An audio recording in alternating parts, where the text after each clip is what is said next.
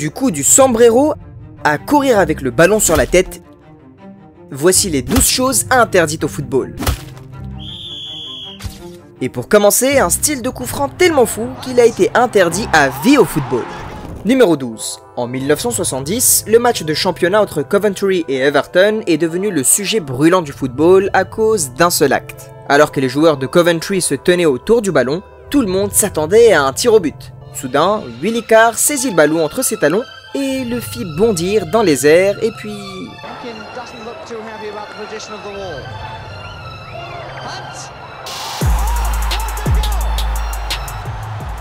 Le tir c'était quelque chose, et personne n'avait vu ça auparavant. C'était tellement fou que les enfants ont commencé à s'entraîner à le faire sur le terrain de jeu dès le lendemain. L'originalité et la parfaite exécution de ce truc lui ont valu d'être élu but de l'année par la BBC. Mais les dirigeants de la FIFA, qui n'ont pas vraiment apprécié, ont interdit pour toujours la technique du coup franc Donkey. No God! No God, please, no! No! No! Ils disent qu'on peut tuer un homme, mais pas une idée. Car un joueur mexicain a modifié ses techniques Donkey pour en faire son mouvement de dribble signature. Blanco a coincé le ballon entre ses talons et a sauté par-dessus les tacles. Cela est devenu si emblématique qu'on l'a surnommé le saut du lapin. Bien que nous ayons vu des coups francs comme celui-ci de Matt Le Tissier.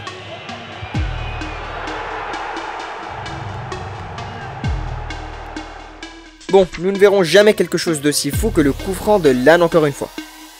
Mais quand il s'agit de penalty, les joueurs sont autorisés à utiliser la technique qu'ils veulent, tant que le ballon est sur le point de penalty. C'était avant l'arrivée de Neymar.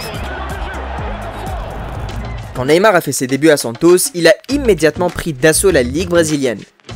Il avait les compétences, la vitesse et la capacité de marquer des buts pour détruire n'importe quelle équipe. Neymar.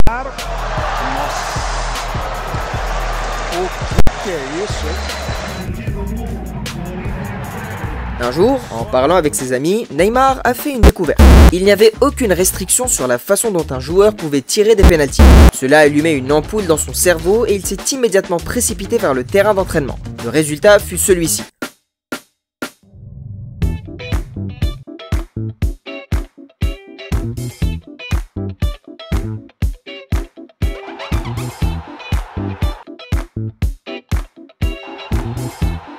Après avoir marqué 5 pénaltys d'affilée avec ses techniques, il est devenu évident qu'aucun gardien sur Terre ne pouvait l'arrêter.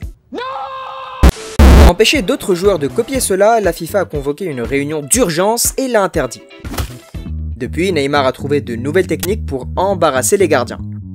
En parlant de gardiens, eux aussi ont inventé des moyens de faire passer les attaquants pour des clones.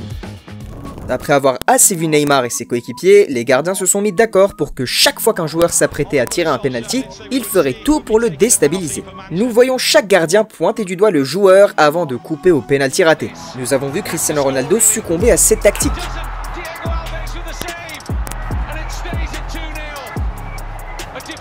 Messi n'a pas été épargné non plus.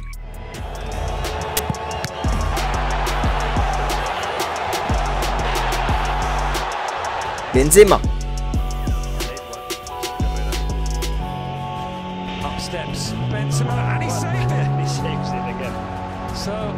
Mais Emiliano Martinez a poussé les choses à un autre niveau. Lors de la campagne de la Coupe du Monde 2022 de l'Argentine, les Sud-Américains ont été confrontés à 2 séances de tir au but. À chaque fois, Martinez était une véritable terreur dans la surface de réparation, tenant des propos provocateurs et exécutant toutes sortes de stratagèmes pour entrer dans la tête de ses adversaires.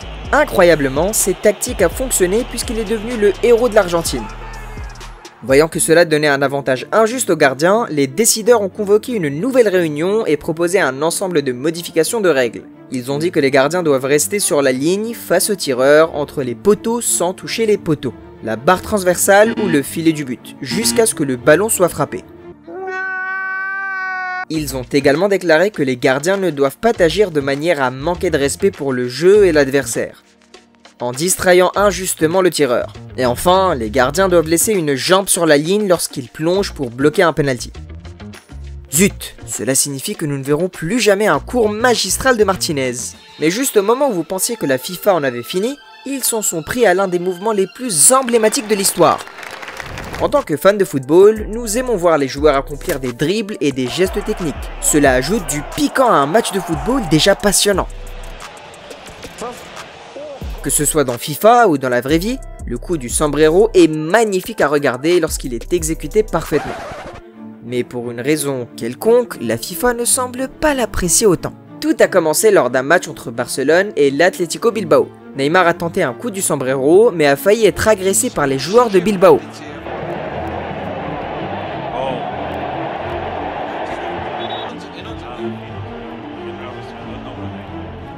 Mais au lieu de critiquer les joueurs qui l'ont attaqué, on a reproché à Neymar de manquer de respect à ses adversaires.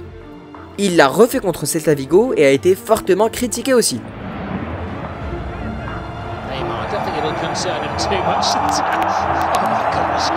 Lucas Paqueta a été sanctionné après avoir réalisé un coup du sombrero, ce qui n'a pas plu à Neymar. Ensuite, Neymar lui-même a été averti par l'arbitre lors d'un match contre Montpellier. Et lorsqu'il a osé répondre, il a écopé d'un carton jaune. Bien que cela n'ait pas encore été officiellement interdit, les réactions des arbitres montrent que ce n'est qu'une question de temps avant qu'ils n'établissent une nouvelle règle.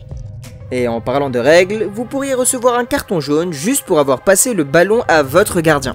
Quand les attaquants pressent les défenseurs, ceux-ci passent habituellement le ballon en arrière à leur gardien de but qui, selon la façon dont le ballon est joué, soit le récupère, soit le dégage pour la sécurité. Mais selon la FIFA, vous pourriez recevoir un carton jaune si vous passez le ballon à votre gardien de manière antisportive. Lors d'un match entre l'Inter et l'AS Roma, Ivan Perisic a levé le ballon et l'a retourné de la tête à son gardien. L'arbitre a sifflé et lui a donné un carton jaune.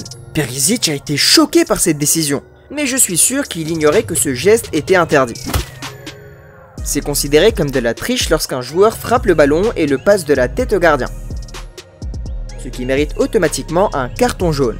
Mais Perisic n'était pas le seul joueur à ignorer le règlement. En France, un autre joueur a été averti pour avoir fait quelque chose de similaire. Lors d'un match entre le PSG et Nantes, Marco Verratti ne se sentait pas trop confiant. Donc, lorsque le gardien lui a passé le ballon, il l'a intelligemment retourné, seulement pour que l'arbitre arrive en courant avec un carton jaune.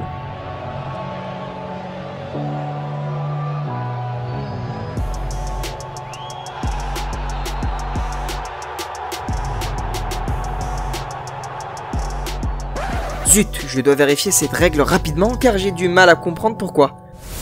Après avoir lu tout cela, cela signifie simplement qu'un arbitre peut avertir un joueur lorsqu'il sent que le joueur a essayé de manipuler la règle du retour de passe à son avantage. À ce stade, la FIFA doit vous taper sur les nerfs. Mais attendez de voir quelle astuce a été interdite à notre numéro 1. Avant d'arriver à cela, regardons un geste dont tous les fans de football ont déjà essayé une fois dans leur vie. Numéro 6. En grandissant, nous avons regardé des vidéos de joueurs comme Maradona et Ronaldinho jongler avec le ballon et le poser sur leur tête ou leur cou. C'était tellement cool qu'on a déjà essayé de faire la même chose dans la cour de récréation tous les jours. Et puis je me suis demandé, est-ce que quelqu'un a essayé de poser le ballon sur sa tête et de courir devant les adversaires? Mais avant que quiconque ne puisse l'essayer, cela a été rapidement qualifié de tricherie et par la suite interdit. Bien que cela vous rappelle votre enfance, vous ne pouvez le voir que dans les terrains de jeu et les présentations de joueurs. Mais au numéro 5, la FIFA interdit quelque chose qui n'est pas nécessairement une compétence, mais une façon malicieuse pour les joueurs de contourner le système.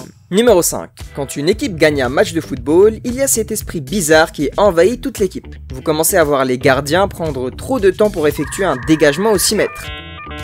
Les joueurs prennent trop de temps pour se relever après un tacle.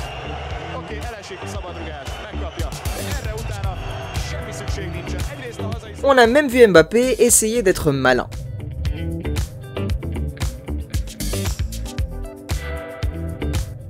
Cela est devenu tellement mauvais que la Coupe du Monde 2018 avait une moyenne de 55 minutes jouées, tandis que la Coupe du Monde 2022 en a vu une moyenne de 59 minutes. Pour mettre fin à cette attitude frustrante, la FIFA a demandé aux arbitres de donner un carton jaune pour tous les joueurs qui essayent de perdre du temps. Cependant, certains gars en Afrique du Sud ont montré qu'ils pouvaient contourner ce système en faisant ceci.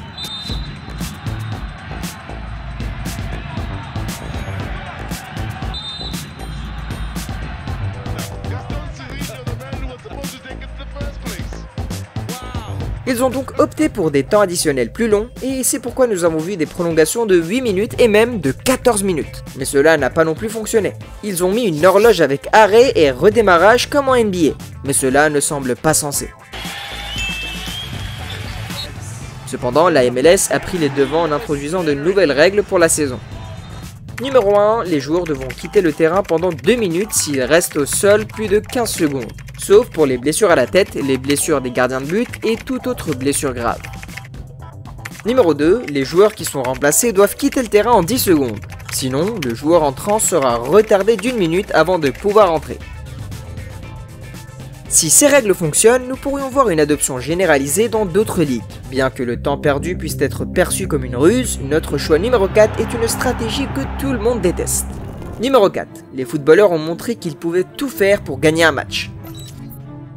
On a vu des joueurs marquer avec leurs mains, tandis que d'autres font exprès de commettre des fautes sur leur adversaire pour les empêcher de marquer.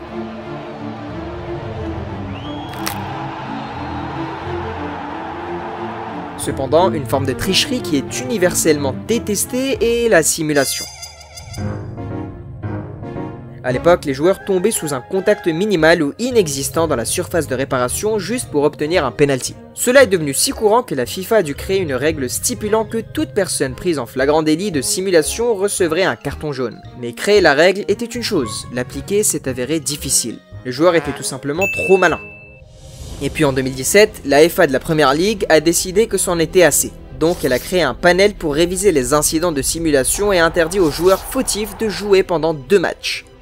Cela a montré du potentiel lorsque Oumar Niasse d'Everton est devenu le premier joueur à recevoir une suspension de 2 matchs pour simulation. Cependant, cette règle est discrètement tombée dans l'oubli tandis que des joueurs comme Neymar, Suarez et Sterling amélioraient leur talent d'acteur. Bon, depuis l'introduction de la VAR, la FIFA a enfin trouvé un moyen cohérent de stopper la simulation dans le football. Et maintenant, on arrive à nos 3 meilleurs choix. À partir de maintenant, ce sont les compétences de triche qu'on aimerait que la FIFA interdise. En commençant par un tour tellement fou que la FIFA l'a interdit immédiatement. Numéro 3. En 2005, quand Ronaldinho était le roi, il pouvait faire tout ce qu'il voulait avec le ballon. Ce type a fait tomber des millions d'enfants amoureux du football. L'une de ses choses préférées était le verrouillage du genou. Mais avant que d'autres joueurs n'aient des idées similaires, la FIFA a décidé que courir avec le ballon coincé entre les genoux donnerait un avantage injuste. Alors ils l'ont interdit, avec un carton jaune à la clé. Cependant, vous pouvez l'essayer en jouant pour le plaisir, mais je suis sûr que même vos amis ne vous permettront pas de faire le coup qui arrive en deuxième position. Certains des meilleurs joueurs de rue ont un mouvement signature. Ils attrapent le ballon avec leur maillot et le font rapidement tourner pour ressembler à R9 retraité. Ça c'est génial comme geste, mais pas dans un match officiel. Selon les règles, si vous essayez de courir avec le ballon comme ça, votre maillot devient automatiquement une extension de votre main, ce qui vous vaut un carton jaune en bonus.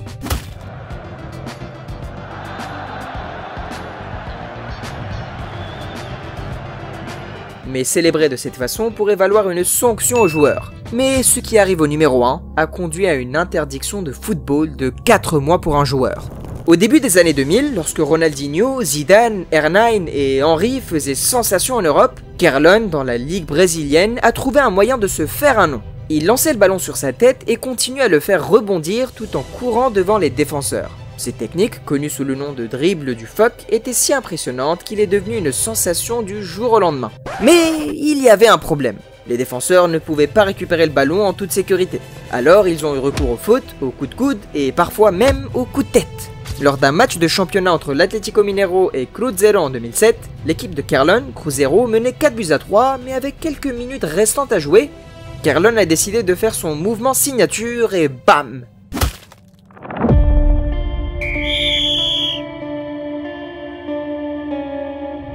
La FIFA a vu ce chaos et a décidé d'y mettre un terme une fois pour toutes.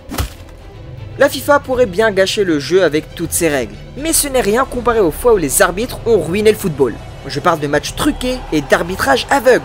Cliquez simplement sur la vidéo suivante pour en savoir plus.